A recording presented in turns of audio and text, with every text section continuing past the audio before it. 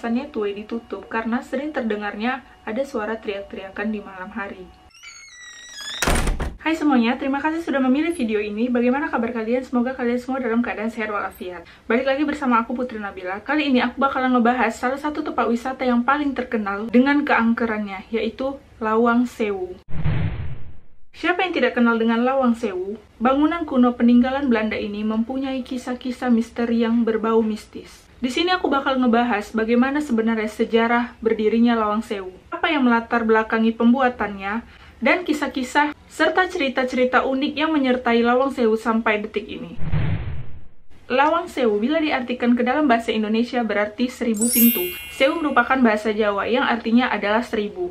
Meskipun di dalamnya sebenarnya itu nggak sampai 1000 pintu nih weh. Di dalamnya itu kira-kira ada 429 pintu. Lawang Sewu memiliki jendela yang tinggi dan lebar, sehingga kelihatan seperti pintu. Gedung utama Lawang Sewu memiliki 3 lantai, lengkap dengan 2 sayap bangunan yang melebar ke kanan dan ke kiri nih weh. Kalau kita masuk ke gedung utama, kita bakal menjumpai tangga besar yang membentang di hadapan kita yang menuju ke lantai 2. Di antara tangga terdapat kaca gelas berukuran besar dengan gambar 2 wanita muda Belanda. Semua bentuk bangunan, jendela maupun pintu diambil dari arsitektur Belanda. Selain pintu dan jendela yang berukuran besar, masing-masing dengan jumlah 1200 daun pintu. Sebagian pintu memiliki 2 daun pintu, dan ada juga yang memiliki 4 daun pintu, yang terdiri dari 2 daun pintu ayun ditambah 2 daun pintu geser. Lawang Sewu mulai dibangun Belanda pada tanggal 27 Februari 1904 dan rampung pada tahun 1907 nih weh. Pada awalnya gedung ini berfungsi sebagai kantor pusat perusahaan kereta api swasta milik Belanda dengan nama Netherlands Indische Spoorweg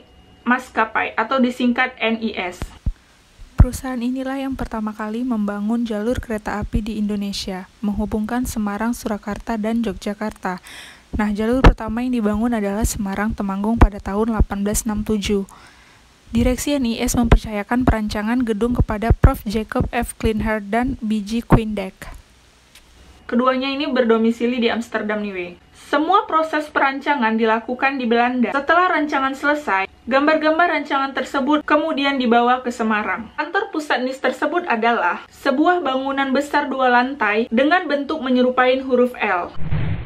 Pada awalnya, kegiatan perkantoran perusahaan kereta api milik Belanda berpusat di sini nih weh. Namun karena berkembangnya jaringan perkereta apian yang demikian pesat pada saat itu, menuntut terus ditambahnya personil teknis dan tenaga administrasi untuk bisa mengikuti perkembangan. Namun hal ini membuat kantor NIS di Semarang tidak lagi memadai untuk menampung semua staf NIS. Berbagai jalan sudah ditempuh nih weh. Seperti misalnya menyewa bangunan milik perseorangan untuk solusi sementara, justru membuat pekerjaan ini makin tidak efisien.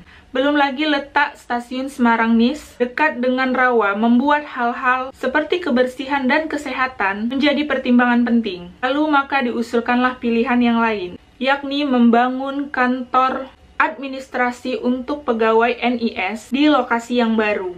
Pilihan jatuh pada sebidang tanah yang berada di pinggir kota dekat dengan kediaman Presiden Hindia Belanda. Lokasi tepatnya berada di ujung Bojoweg, Semarang. Sekarang Jalan Pemuda nih weh namanya. Di sudut pertemuan Jalan Pemuda dan Jalan Raya menuju Kendal. Kendal Jenner sih. Lawang Sewu menjadi saksi bisu kelamnya masa penjajahan Belanda. Setelah ditinggal oleh NIS, bangunan ini sering difungsikan oleh penjajah Belanda dan Jepang sebagai penjara. Beberapa ruangan di bangunan ini bahkan disulap menjadi ruangan tahanan yang menyiksa. Dan inilah fungsi-fungsi masing-masing ruangan.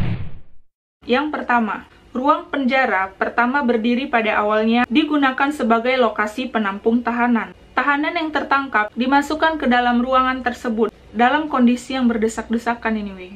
Nah, hal inilah yang buat mereka itu harus berdiri, karena kalau mereka duduk nih weh, mereka tuh terasa sempit dan begitu menyiksa mereka. Jadi ruangannya itu gak sesuai dengan jumlah yang bisa ditampung di ruangan tersebut weh, paham kan? Jadi nggak sedikit nih weh dari tahanan ini meninggal karena berdesak-desakan, sesak napas mungkin gitu ya, di dalam ruangan kecil tapi berimpit-impitan sama banyak orang.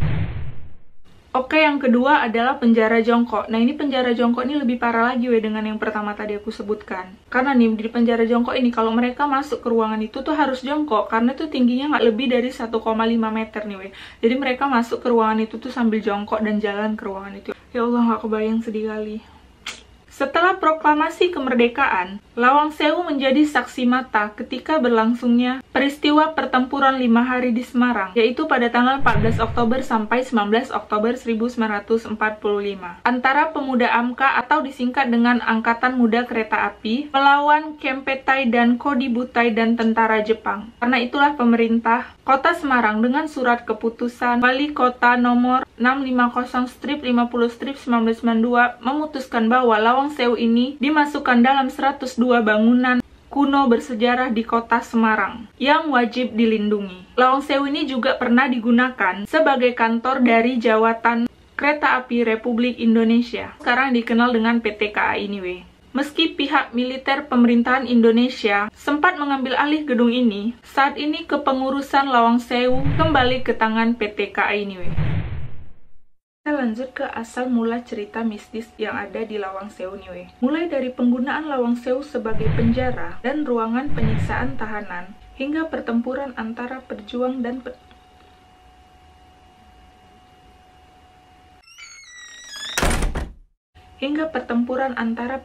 dan penjajah yang menewaskan banyak korban, membuat warga Semarang banyak menemui kejadian-kejadian mistis saat mengunjungi Lawang Sewu di siang hari ataupun di malam hari nih weh. Selain itu, tak terurusnya gedung Lawang Sewu kala itu menambah suramnya suasana Lawang Sewu. Lantai yang kotor, cat tembok yang berkelupasan, serta kurangnya penerangan membuat bulu kuduk siapa saja yang mengunjungi Lawang Sewu tersebut menjadi berdiri. Cerita Lawang Sewu yang cukup populer adalah ketika munculnya sesosok kuntilanak saat acara TV yaitu Uji Nyali berlangsung pada tahun 2004. Tak lama berselang, peserta tersebut meninggal dunia. Tepat di halaman utama Lawang Sewu terdapat sebuah sumur tua yang sudah lama ditutup. Alasannya tua ditutup karena sering terdengarnya ada suara teriak-teriakan di malam hari. Sejarahnya, sumur itu menjadi tempat pembantaian tentara Belanda yang dilakukan oleh Jepang, sehingga sering terdengar suara teriakan-teriakan minta tolong dari dalam sumur tersebut. Terus ada lagi salah satu makhluk halus tak kasat mata yang sering menampakkan wujudnya di bagian pintu depan timur dan barat. Dipercaya sosok penjaga di pintu itu adalah para serdadu tentara Belanda lengkap dengan senjata laras panjangnya. Biasanya kemunculan ini ditandai dengan adanya angin yang bertiup kencang dan terciumnya aroma kemenyan serta bau darah yang sangat amis. Selain penampakan tentara Belanda yang aku sebutkan tadi weh, ada juga noni Belanda yang sering muncul dibarengi dengan jeritan yang sangat misterius. Yang diduga jeritan itu karena dulu ketika tentara Jepang datang untuk membantai mereka, para noni Belanda teriak ketakutan. Lalu para noni Belanda tersebut diperkosa dan kepala noni Belanda itu dipenggal oleh tentara Jepang. Ya ampun, sadis sekali weh. Ketika pengunjung mau mengunjungi Lawang Sewu, kan harus dari depan pintu gerbang nih kan weh. Jadi di depan pintu gerbang ini pun sering bermunculan makhluk-makhluk halus itu weh.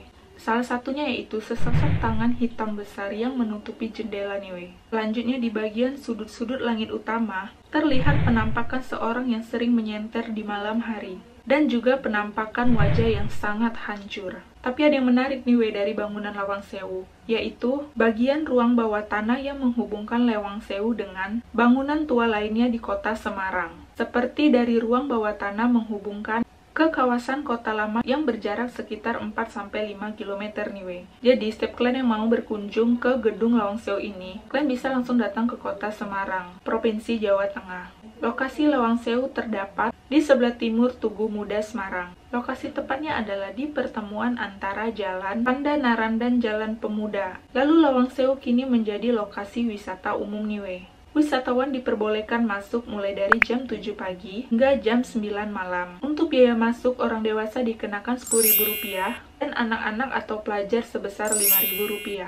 Sedangkan untuk masuk ke ruangan bawah tanah, kalian memerlukan tour guide anyway, dan wajib membayar biaya tambahan sebesar Rp30.000. Oke, jadi itulah tadi sejarah singkat mengenai gedung Lawang Sewu. Bagaimana menurut kalian? Apakah ada di antara kalian yang pernah berkunjung ke sana? Apakah memang gedungnya itu seserem ceritanya? Boleh komen di bawah.